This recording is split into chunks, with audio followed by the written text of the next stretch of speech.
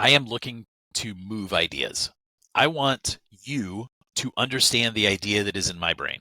Humans have been telling stories for over 100,000 years for exactly that. We didn't even start writing our stories down until 5,000 years ago. And we only got PowerPoint about 40 years ago. Nothing is more interesting to us than ourselves and the pain that we feel. So I want to shape my story to respond to your pain. And when I do that, it's not me pushing my story onto you. Like, you want to know, what is it? You're pulling the story from me. Isn't this manipulation? Isn't this trying to trick someone into buying your thing?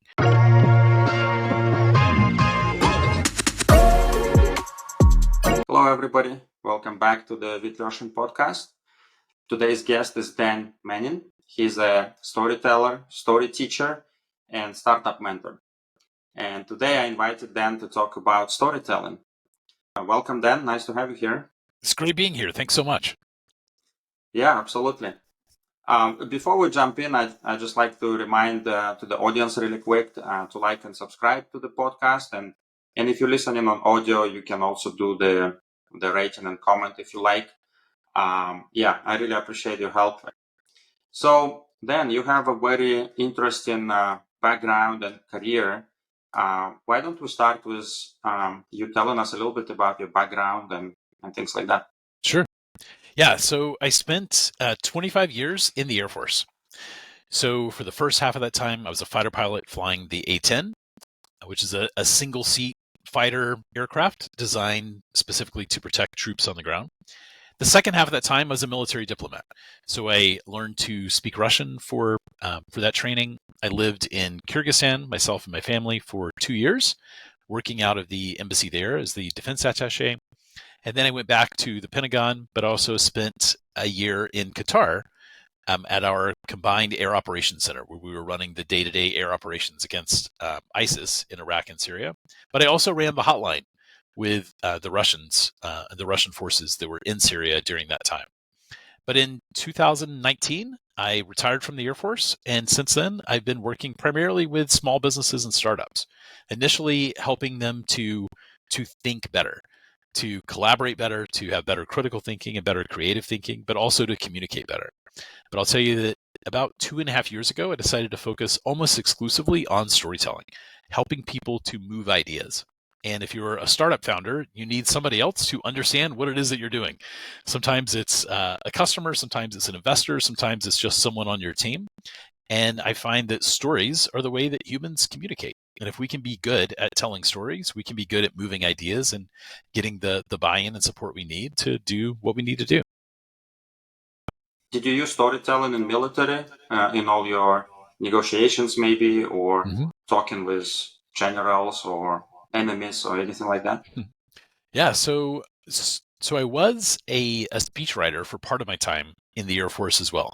So I wrote for the Undersecretary of the Air Force, but sometimes I also wrote for the Vice Chief of Staff of the Air Force. So working at the highest civilian and military leadership levels in the Air Force. And certainly, if you're a speechwriter, storytelling should be a part of what it is that you do there. But also, I would use storytelling, as a leader, helping people to understand what it is that we're doing and how are we working on these things. And sometimes I would use, storytelling frameworks to communicate ideas to people that I did need to negotiate with, so that we could understand not only what is the story I'm telling, but also what are those stories that already exist in my mind, or exist in their mind, more importantly, that I can connect my story to, so it's easier for them to understand what it is we're doing, and just easier for them to say yes for something that is in our mutual interest. Yeah, okay, that makes sense. And then, so this is the high stakes environment. You have to be very careful and things like that. So what role does storytelling really play in those type of environments? And also, what are the lessons you can take from that to the business, to the startups that you work with? So when I think about storytelling, right, I'm not making a novel. I don't have a screenplay. I am looking to move ideas. I want you to understand the idea that is in my brain. And humans have been telling stories for over 100,000 years for Yeah. exactly that. We didn't even start writing our stories down until 5,000 years ago. And we only got PowerPoint about 40 years ago. The way that humanity has survived is by one person having an experience, and they share the story of that experience to someone else. And it allows someone else to learn from my experience without having to suffer my pain. And because of that, and because it's so deeply ingrained into humans, our brains are designed to receive stories in a very effective way. Now, most of the time when people communicate, they think, oh, the professional communication, that is just the facts. As many facts as I can give you in a small amount of time as possible. But your brain isn't designed to receive lots of facts. Your brain is designed to receive stories. And I can put facts into my stories, but if I structure my communication in the form of a story, it's just easier for you to receive. And it's easier for you to receive whether you're the Russian, military colonel that I'm talking to on the other side, you're the general officer that I need to advise, or the team that I'm working with to help them understand, what are we doing, why are we doing it, and what do we need to do next. So it's basically like a tool for, like you said, communicating something in your head, maybe something, some idea, some complex thing, something I never heard of before, and you're trying to explain to me in very simple terms.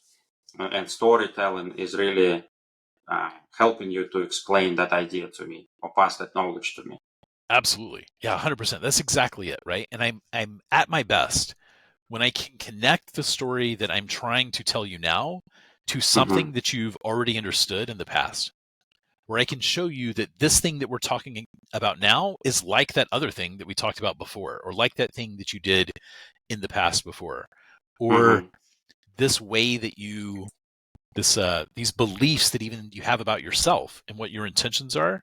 If I can show that the story that I'm communicating to you and the topic is aligned with what you already believe, what you already think, what you've already decided, it's easier for you to understand what I'm saying and to make the decision that I'm hoping that you will make that's in both of our interests. Yeah, and I can imagine that storytelling also helps building the trust and influence the audience, maybe, or just in general trust. So um, you can also use that in like for teaching leaders and startups and businesses, right? Are there any other examples like that, or any particular frameworks around that? Yeah, so let's talk about trust for a second, if that's okay. Um, Mm-hmm. so my thinking about trust is mostly shaped by Paul Zak's work. Zak is how you spell his last name. He has a great TED talk on the role of oxytocin in trust. And what he says, and through his research, he's been able to demonstrate that the fastest way to build trust with someone is to treat them as if they are trustworthy. When you treat someone as if they are trustworthy, they get a shot of oxytocin in their brain that says, you know what, Vit, he's the kind of guy I can trust. What Paul Zak went on to do was now take that knowledge and take those experiments and start applying them to stories and storytelling.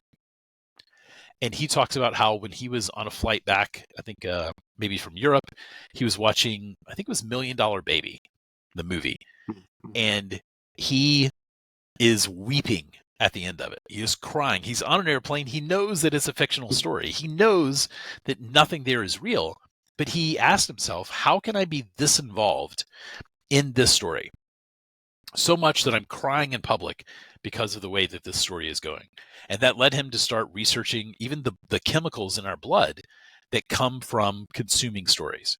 And what he found was that you can tell an effective story that actually releases oxytocin in your audience so that your audience sees you as the person that they should trust.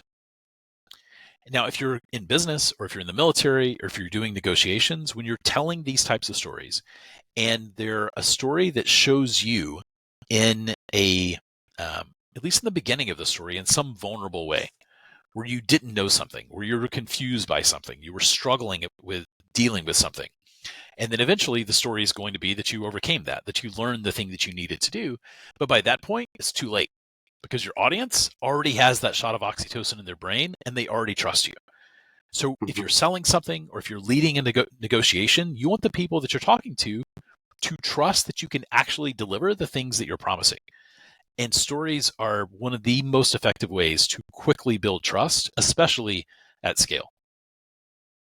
Yeah, and also mentioning something about negotiations and talking, or maybe just talking to people with different cultural backgrounds or different nationalities, right? You can somehow also connect through stories with them because Oh, maybe yeah. you can learn that culture or maybe learn that language and tell them what's related to them. Um, and story is kind of like a great tool for that. Mhm. So why how is our brain working, or why is people connected to the story so much? Because like you said, we've been using it for many thousands of years. I mean, at the basic level, our brains are built that way because that's how humans survive, right? So if when you were born, you, like every other species on the planet, had to learn everything for yourself, there wouldn't be too many humans around, right? If from the time that you're born you had to learn, oh, here is what water is. Water is important to me. I need to drink it.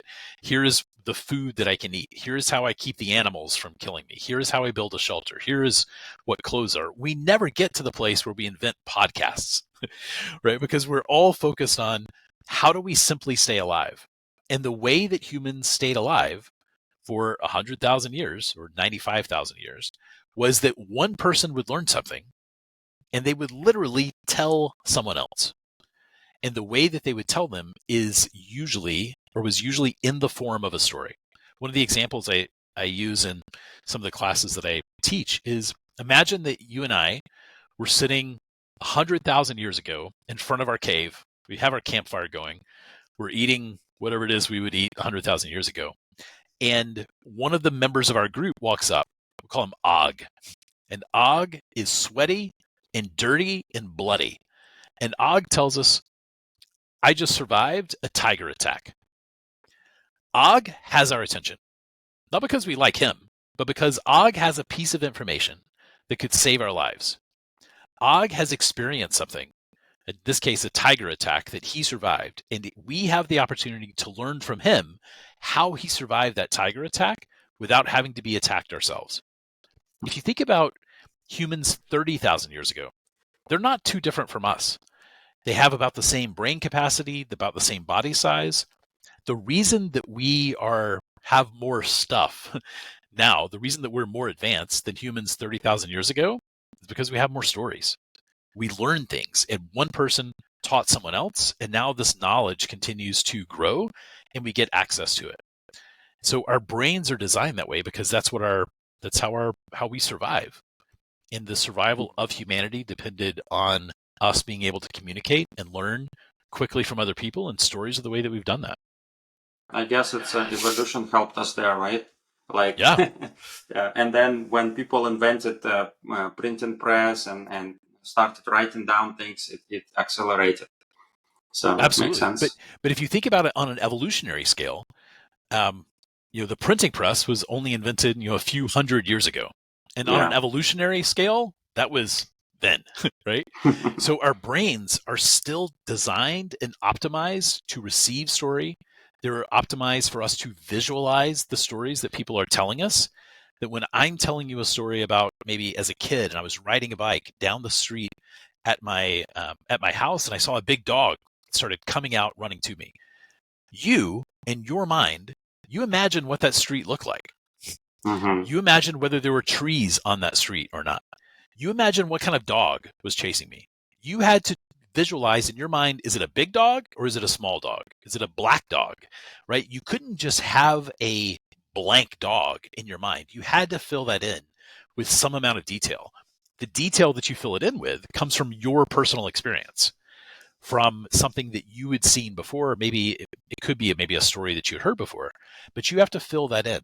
Stories are something that lead us to imagine, not just to hear the story, but to imagine the story.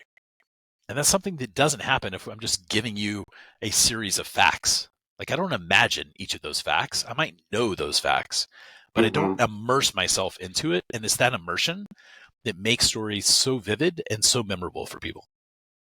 Yeah. Yeah. So let's talk a little bit about crafting stories. Yeah. And one of the things is when you're dealing with different type people, maybe business Mhm. owners, maybe military personnel, you may craft your story in a certain format, in a certain way, depending on who you're talking to. Are there any approach that you personally take in how to figure out and tailor it like this? Yeah. I mean, so I've done in the past 2 years about 650 stories for founders, for executives, for people to deliver on stage, for people to pitch their businesses, for people to sell their products. Every single one of those stories has followed the same format, and this Hmm, it's on my LinkedIn, and we can put a in the show notes or whatever as well. It's sure. the same format, and it's the same format for one main reason and a second pretty good reason, right? The main reason is that it is the format that I use is easy for my audience. I want to communicate in a way that is impossible for my audience to miss. I want to be so clear and so easily understood that they are not spending 1 ounce of their cognitive capacity trying to figure out what is Dan talking about? What is he saying? Because every time that they are asking themselves, I don't get it. What's he saying? I don't understand. They are using up their brain capacity, and it's the same brain capacity that I will need when it comes time for me to ask them to buy my thing or to say yes to my idea or to invest in my company. It's the same resource. And I talk to people all the time that are so complicated in their delivery that by the time they get to the ask, there's nothing left. And Hmm. the buyer, the investor, the customer can't say yes because they can't make that decision. I've used up all of that information. So the structure that I use is one that is always chronological. This thing happened and then something else happened and then something else. So I'm not jumping around in time because it's hard. It's hard for people to hold on to. It can be fun in a movie or in a book, Hmm. but it's not something that is easy for people to do in a business style conversation. So I use this approach that just goes, and I can take you sort of step by step through it if you're interested in hearing it. But it's a way to deliver a story in a very succinct, very compact, very straightforward way, so that I can move that idea. So the structure is the same. The context is different then for these different types of audiences that you're talking to. So honestly, Obviously. Hmm. no, I didn't mean to. Yeah, so honestly, the context is still the same as well. What I will change are the some of the examples that I might have in the story. So for instance, Hmm. let's say that I have a new business that is making lemonade, only because that's what I have here on my on my desk, right? I've got some breakthrough new way of making lemonade and I want to talk to my customers. But let's say that maybe the lemonade that I have has some additional electrolytes and vitamins or something. Hmm. So I want to communicate to people why they should buy my lemonade. The way that is easiest for me is if I talk about maybe somebody else who has had my lemonade and they had a positive outcome because of it. So if I talked about, I was working with an athlete just a couple weeks ago who's a marathon runner, and the all the other sports drinks would be too heavy on them as they were going out to run a marathon, so they would drink mostly water, but they still needed something that would help them maintain their electrolyte balance because we're here in Alabama and it's hot and it's hard to run in the summer. And they used my lemonade. And what they said was that they ran their best time ever and that they never felt better running a marathon. Like that's the basic story. It is before they struggled, they weren't able to do something. The change is they used my lemonade this time rather than something else. The after is they had a better outcome. Hmm. Now, if I were telling that same story to a buyer in the military, I would emphasize something about maybe less about marathon running and more about whatever the pain is that that buyer might have. So, for instance, a military buyer might need something that's more portable, or that is makes the product available in a powdered form, so it can be put into MREs, or it's more transportable somewhere else. So it's the same product, it's the same sort of circumstances that we're talking about, but where I make the change is in the pain. Mm. Nothing is more interesting to us than ourselves and the pain that we feel. So I want to shape my story to respond to your pain. And when I do that, it's not me pushing my story onto you. Like, you want to know, what is it? You're pulling the story from me because, just like Og, you think there's something in it that can make your life better. I see. Okay. So how about some other, I was just thinking when you're talking about like elements in the story, like for example, humor, or maybe to scare somebody, or maybe like he came in the cave, your example in the cave, right? He came and said, I just survived tiger attack. Well, I may be scared, like, is tiger running after you? Maybe we should be running now. So type of like those type elements in the story and how to use them. So some that are the most powerful are what I call the sensory elements. So even when I was talking about Og, I said Og walked back up. He was tired. He was dirty and bloody.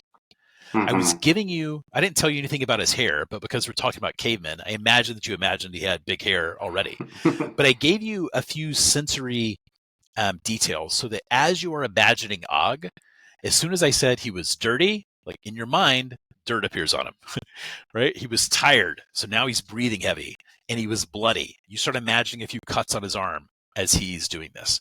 Each of those little details makes what you're imagining more vivid. The more vivid I can make your imagination, the more likely you are to be immersed in the story, the more likely you are to remember the story, the more likely you are to visualize yourself actually sitting there on a rock with me as Og walks back up. So it shifts from being just something that you're looking at a distance to something that you're involved in. So I will usually recommend to people when they finish their story, and most of the stories I write are like 3-minute stories, something that's very short, very concise, very precise in the idea, to go back and take a look and make sure that you've had at least 2 sensory elements added into the story. It could be something that you smell, it could be something that you hear, it could be a texture that you feel, but go back and make sure that you've added in a few of those that can really emphasize the point that you're trying to make so that it becomes more vivid in your audience's mind. I see. Yeah, that's great. That's like triggering the emotion in people, right? Getting back to their personal experiences in the past and imagining things. Maybe not even telling the whole picture, but they imagine the rest. Oh, right. Oh, absolutely. Yeah. I don't want to tell the whole picture because, especially if I'm talking to a group of people, because if I want to give you enough details so that you, and I want to tell you enough story that you get to the meaning that I intend. So, like when I gave you the little short piece of a story about riding my bicycle, as a kid, and the dog starts chasing me. If I needed, like, if the story is simply about how scared I was because a dog was chasing me, maybe that's enough. If I go on to maybe I have a wreck and now I get injured in that accident, I'll have to give you more details about the actual injury.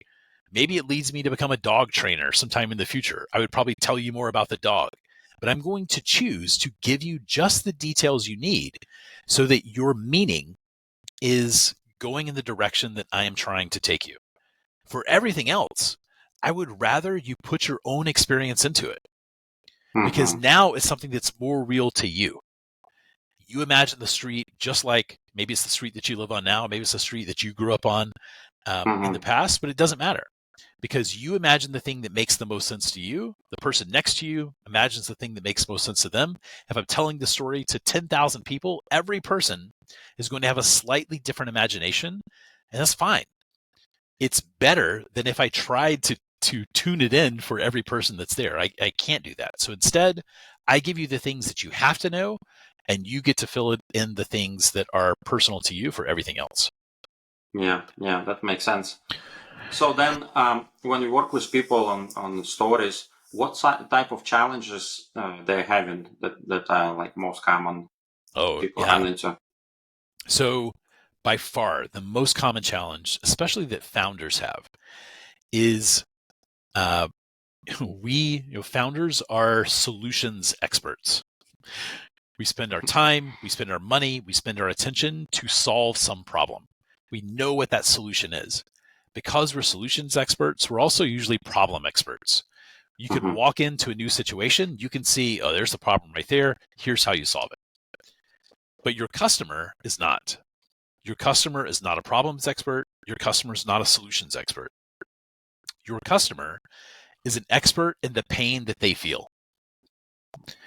So what happens is a founder will get on a call or they have a conversation with a prospective customer, and they want to start talking about all the great things that their solution can provide.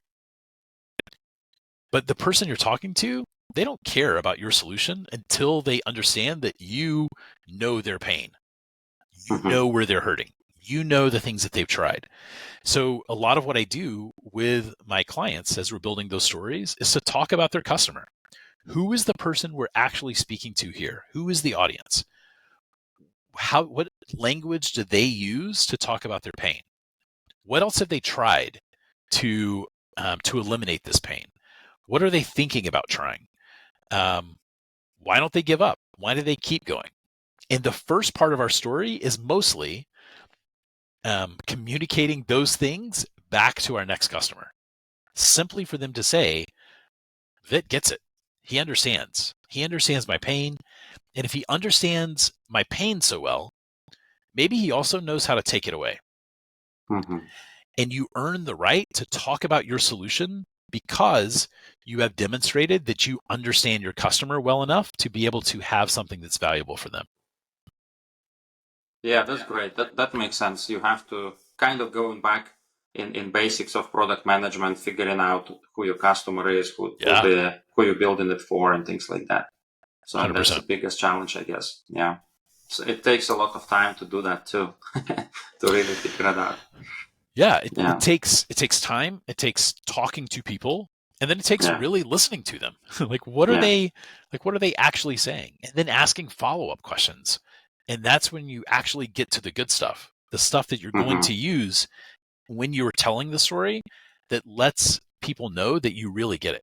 When I'm at my best, the things that we include in what I call the challenges part of the story, I want them to be so accurate that I'm saying the things that people believe they had only said to themselves. They believe that it's only been something that they've thought, that they thought about, you know what, I'm wasting my time in my life in this job. I should be doing something else. And I only have a few years for me to make a decision to do that. When you say that and it resonates for the person that doesn't think that anyone else understands that about them, it is such a tight connection. They're ready to hear whatever the solution is that you're proposing because you understand them at a level that very few people do. Yeah. So we talked about the emotional component in the storytelling. What about the logic? What's the role of the logical explanation or logical things that you tell in the story? Is it helpful? Yeah, I mean, so the story absolutely has to make sense. People have to understand at the end of the story, they will go back and they will look to see, does it make sense? Do the things that the characters do they do the things that I would expect them to do? And if they do something different, do I understand why they would do something different? So in that sense, it does need to be logical. But also, we like to think that we make decisions logically, but that's not true. Right? We make decisions usually based on emotion, and then we go back and we justify them with logic. We make decisions often based on not what is the thing that's being presented to me right now, but what is something like it that I've already decided about in the past? Because if I've already made a decision in the past about this thing, I don't even need to be thinking about it right now because that's where I am. That's what I already understand. And it's these old stories that exist in our minds that end up interpreting everything new for us as well. Stories don't simply explain the past. Stories are what we use to interpret the present and also to predict the future. So I want to understand what are some of those stories that are already active for my audience. What are the things that are likely to lead them to say no to what I'm proposing? Because it's usually connected to some old story. And I want to essentially build in the handling of that objection in the story that I'm telling, so that when it comes time to make a decision, they have all those things, but also I've thought about those counter arguments already. Those have been included in the story so that they can make a decision that they literally feel good about. It's often going to be less about logic and more about the way that they feel when they actually make that decision. Yeah. Okay. So then another question I have Yeah. for business related is sometimes you have a company that has maybe already a bunch of competitors and they all kind of solve the problem in the same way, kind of have the similar solutions. How can storytelling be used in the case to like really stand out from your competition? Well, so one, no matter what business you're in, you need to you've got to do something unique, right? You have to generate unique value. Mm-hmm. And that can come in a variety of ways. It could be that somehow your product is slightly better than somebody else's product.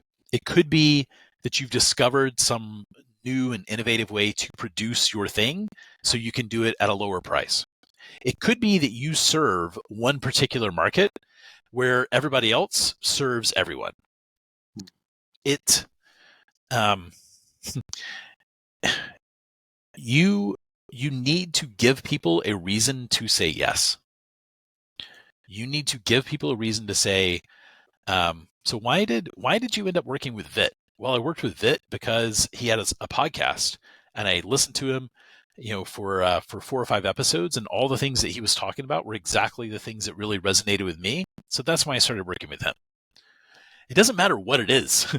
We don't care what is the thing that leads our customers to say yes, but they have to have something. Because if they just have 5 different options and there's no way to distinguish between those options, often people will not make any decision at all. There's that famous jam study where people they went to a grocery store. They had 20 samples of different jams, so people could go and they could taste the different flavors, and then they measured how many jams people bought. So they did it first with 20, and then a few weeks later they come in and they only have 6. They sold many more jams when they only had 6 choices than when people had 20. Because when people have too many choices, they just get frozen. Like they can't justify to themselves why I did this over that. When we build a story for a company, especially in a very competitive market where there's not a lot that distinguishes the different products, we want to find something that is unique, and we're going to make it a centerpiece of the story. We're going to say that this is the company that only serves SaaS businesses that are in the pre-seed stage, or this is a product that we serve. Like it's only for men, right? It's think about vitamins. The way the vitamins are marketed. These are women's vitamins. These are men's vitamins. But we're still humans. But they create some niche, something that distinguishes them by saying this is for this group of people. This is for people named Vit wearing blue shirts. If I'm selling something and I say that my main market are people named Vit wearing blue shirts, and you look at it, you're like, well, absolutely, that's the one I'm going to buy because that one's made from me, even though it might be very similar to those other things. So we need to make sure that we find something that's distinctive. We build that distinction into the story to give people a reason to say yes to us. Yeah, so there is no way around it. You have to be unique in certain way anyways. So Yeah. that makes sense. That makes sense. Otherwise, why would people come to you? And I actually have Absolutely. seen, and I actually have seen companies that are, let's say they are some IT company, right? Creating a website constructors, for example. Yeah. And one company does one option in the best way and another company does some other option in the best way. And I'm as a consumer have to pick and choose which one is more valuable to me and go with them. So that kind of resonates like this with me. Yeah, that's pretty cool. So, and then for storytelling can be also used, I imagine, for influencing and persuasion and things like that. And with that, there could be some ethical considerations with the storytelling. Um, from your opinion, what are those, and how to use storytelling properly for influencing and persuasion? Yeah, that is really important. And one of the things that I say is that whenever we talk about these tools for persuasion and these tools for influence, somebody rightly will always say, well, what about those ethical considerations? Like, isn't this manipulation? Isn't this trying to trick someone into buying your thing? Well, one, I observe that people only ask that because it works. Right? If these tools were not effective, nobody would care that you were misapplying them somewhere else. They only ask because they work. And Mm-hmm. what I say is that, actually, Cialdini, who is the planet's leading author on influence and persuasion, he talks about the difference between persuasion and manipulation.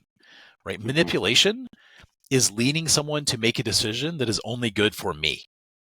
Persuasion or influence, and what he teaches, ethical influence, is designed to help us to arrive at a solution that is mutually beneficial. So you get the product that you need and you pay me for it. It's not that I trick you into buying this car that's going to break down as soon as you drive it off the lot because I get paid and you get a bad car. It is actually getting you into something that you genuinely need, that genuinely meets your needs and aligns with your values. So one of the things that I do say often is that no story is 100% true. When we tell stories, we're going to collapse the timelines. So if it's a story of growing up, it's not going to take me 50 years to tell you that story. I'm going to tell you that story in a few minutes. So there's things that I will leave out. I'm going to make it shorter so that I can convey it to you. There's things that I'm going to highlight and emphasize. Maybe there's dialogue. And I don't remember exactly what somebody said, but I know the spirit of what they said. And I will convey those words in a way that conveys that spirit. So no story is going to be 100% true. But the people that I work with and the clients that I work with, and the people that I teach, I say that your story needs to be unfailingly honest. So it may be that the person didn't say exactly that thing. They said something close to it, but I'm going to honestly convey the spirit of what they said. Where I go wrong is if I try to convey some idea that is contrary to that spirit or just absolutely didn't happen. Right? If I tell you that I've had a million customers in the past year, that's just a lie.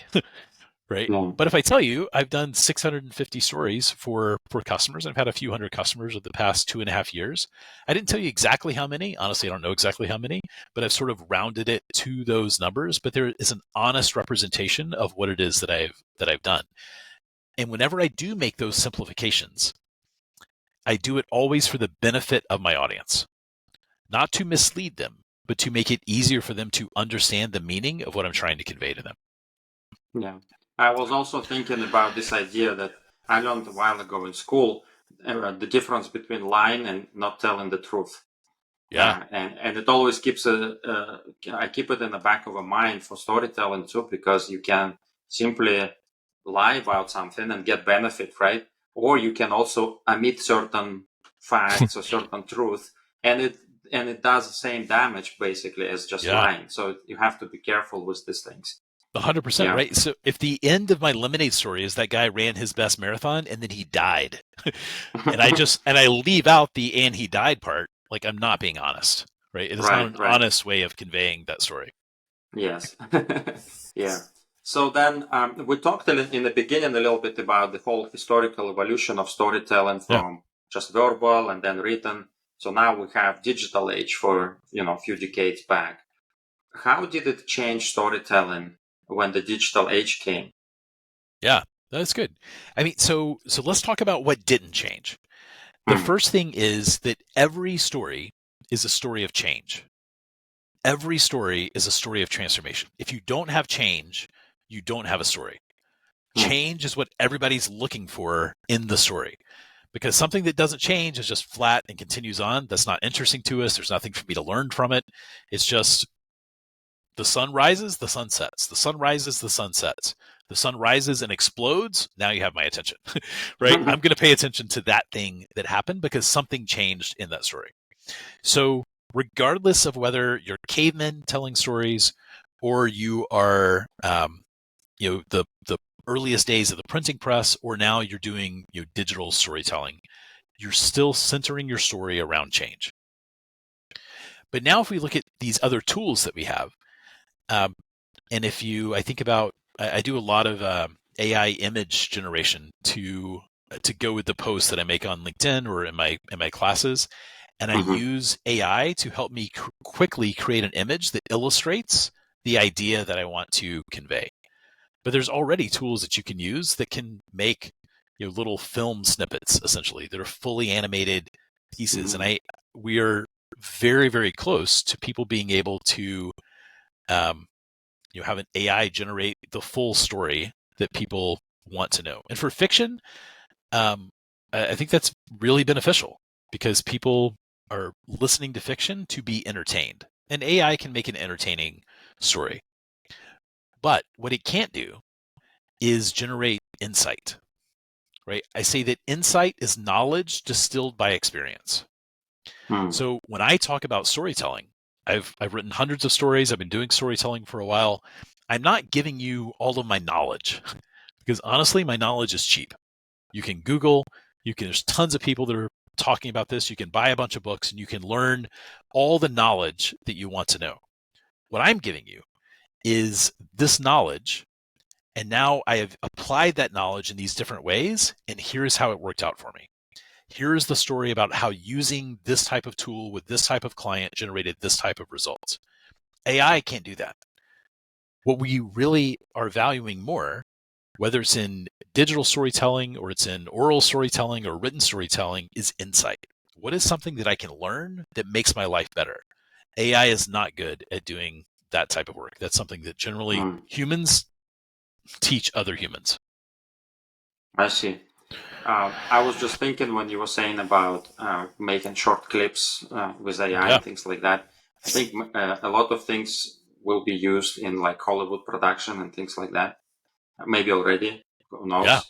And then I had somebody earlier on the podcast talking about deepfakes and how crazy that that can be, and how can people scam and impersonate and things like that, and come up with good stories, but they're all lies and fake, basically.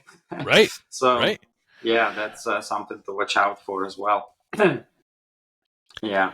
So is there anything coming in the future for for storytelling?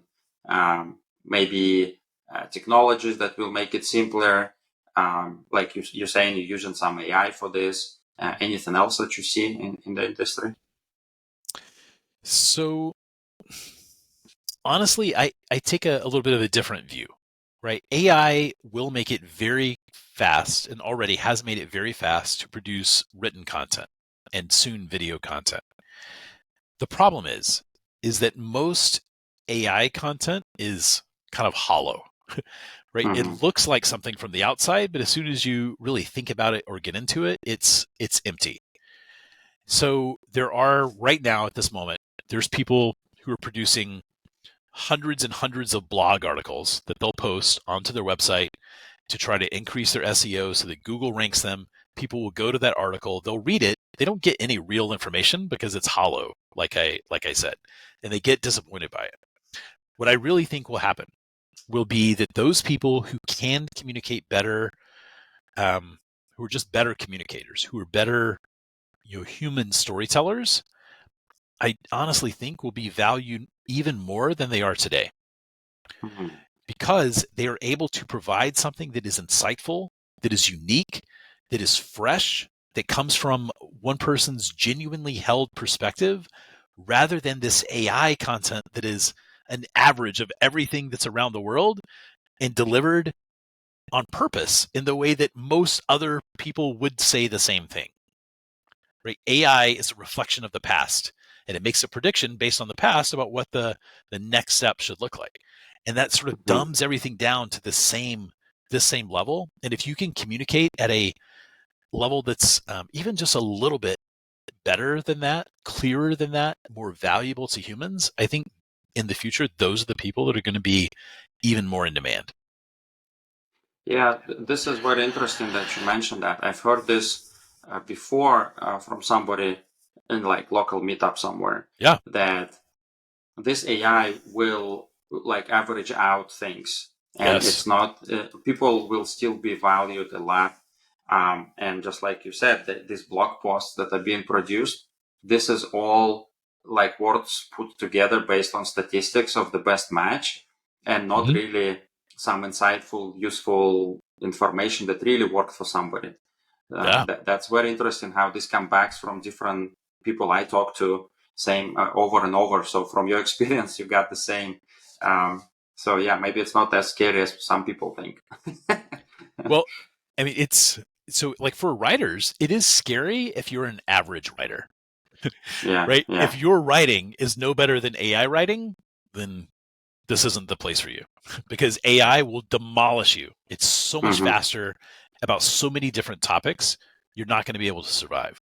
But if you can move to a level that's anywhere above average, that's when it's really going to stand out and be especially valuable. Um, Hmm. yeah. If I could write stories using AI, I would, but I can't. Every time, and I've spent a lot of time trying to train different AI models on my approach to storytelling Hmm. with the idea that I could take a transcript of an interview that I've done, put it in there, and then get something that I could at least edit from. But every time that I do it, when I start editing, I change literally every word. That everything that I go through ends up being different.